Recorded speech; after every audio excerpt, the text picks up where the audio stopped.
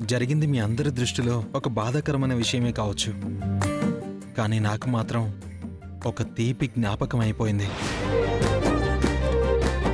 ఓ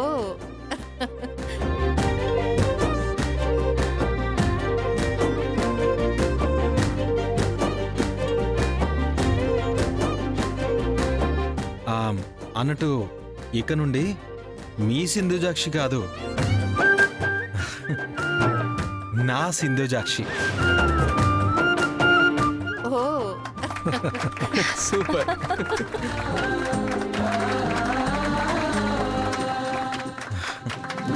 పద.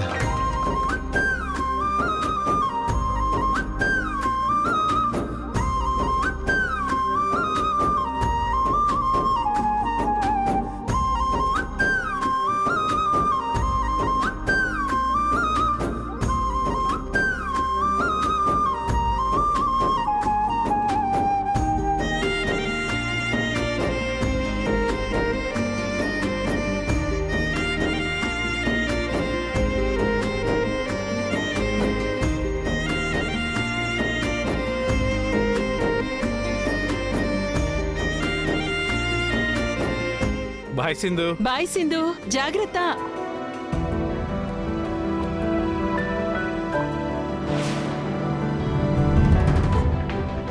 మావయ్య గారు, మీరు నన్ను క్షమించాలి. నేను నిన్ను క్షమించడం ఏంటి హైమావతి?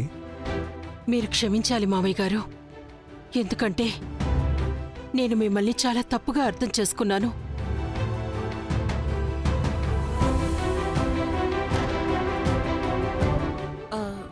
ఏమంటుందక్క? సింధుజాక్షికి గోపితో పెళ్లి నిశ్చయించినప్పుడు మీ నిర్ణయం నాకస్సలు నచ్చలేదు మావయ్య గారు.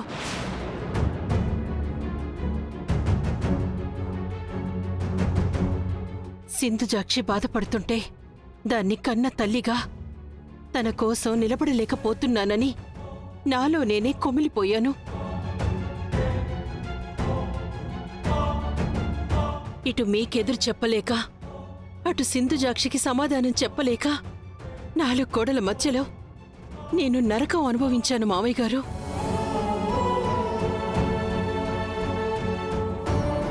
నా కూతురు భవిష్యత్తు గురించి భయపడుతూ మీతో మాట్లాడే ధైర్యం లేక చాలాసార్లు ఈయనతో చెప్పాను. ఈయనేమో నాన్నగారి నిర్ణయమే నా నిర్ణయం, నాన్నగారి నిర్ణయం మీద నమ్మకం ఉంచు అని నాకు ధైర్యం చెప్పేవారే కానీ నాకు మాత్రం ధైర్యం సరిపోయేది కాదు.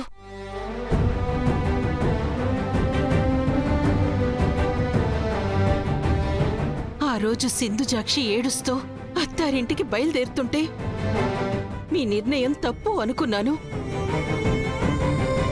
అదే సింధుజాక్షి ఇప్పుడు సంతోషంగా అత్తారింటికి వెళ్తుంటే మీ నిర్ణయాన్ని ఎందుకు తప్పుగా అర్థం చేసుకున్నానా అని ఇప్పుడు సిగ్గుపడుతున్నాను మావయ్య గారు.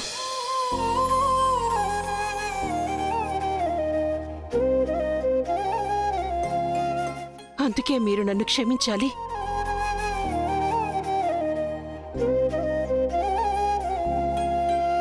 మధుసూదన్ పెళ్లి విషయంలో కూడా అదే పొరపాటు చేశాను. మధుసూదన్ పెళ్లి అలా అర్ధాంతరంగా జరిపించటం, లక్ష్మితో జరిపించటం కూడా నాకు నచ్చలేదు. కానీ లక్ష్మి మన మధుసూదన్ కోసం, మన కుటుంబం కోసం నిలబడే విధానం చూస్తుంటే ఇలాంటి లక్ష్మినేనా నేను కోడలిగా అంగీకరించనిది అని చాలా బాధపడ్డాను.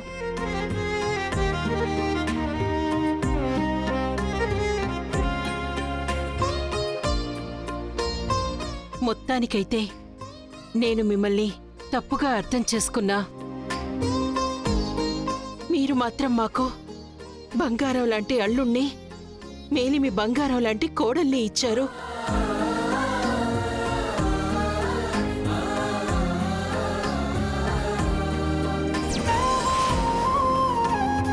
మీ నిర్ణయం ఎప్పుడో తప్పు కాదు అని తెలుసుకున్నాను మావయ్య గారు.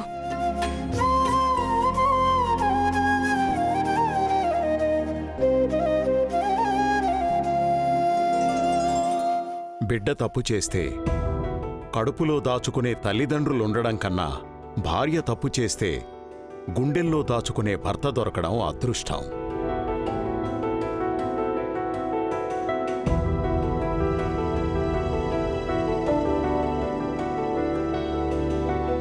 బిడ్డ ఆపదలో ఉంటే ప్రాణాలకు తెగించి బిడ్డని కాపాడుకునే తల్లిదండ్రులుండడం కన్నా భర్త ఆపదలో ఉన్నప్పుడు భర్త ప్రాణానికి తన ప్రాణం అడ్డు వేసే భార్య దొరకడం అదృష్టం.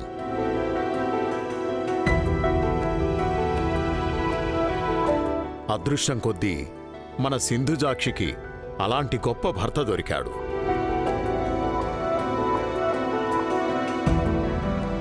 మన మధుసూదన్కి అలాంటి గొప్ప భార్య దొరికింది.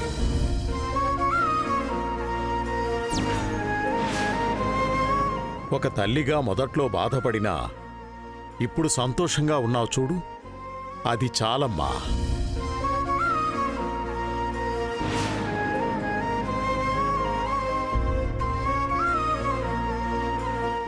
అమ్మా లక్ష్మి, ఏమైందమ్మా? ఉన్నట్టుండి అలా డల్గా అయిపోయావు.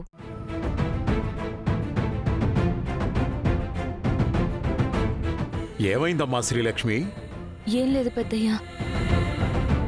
సింధుజాక్షి వదిన గురించి అత్తయ్య గారు ఎంతలా బాధపడ్డారో చెప్తుంటే మా అమ్మ నాన్న కూడా ఉండుంటే నా విషయంలో కూడా ఇలాగే ఆలోచించుంటారు కదా అనిపించింది.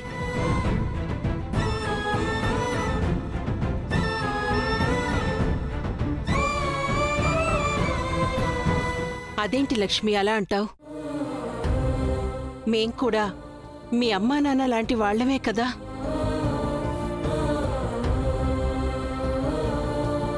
మా సింధుజాక్షి ఐశ్వర్యలతో పాటు నీ గురించి కూడా అలానే ఆలోచిస్తాం. నువ్వేం బాధపడకో.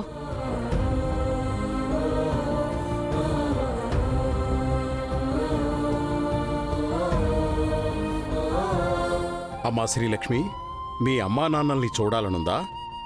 అవును పెద్దయ్య. ఇప్పటినుంచి కాదు, చాలా రోజుల నుంచి మా అమ్మ నాన్నల్ని చూడాలనుంది.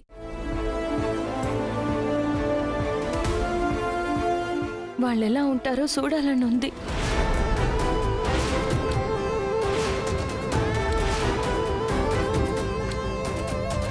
వాళ్ళెక్కడుంటారో తెలుసుకోవాలనుంది.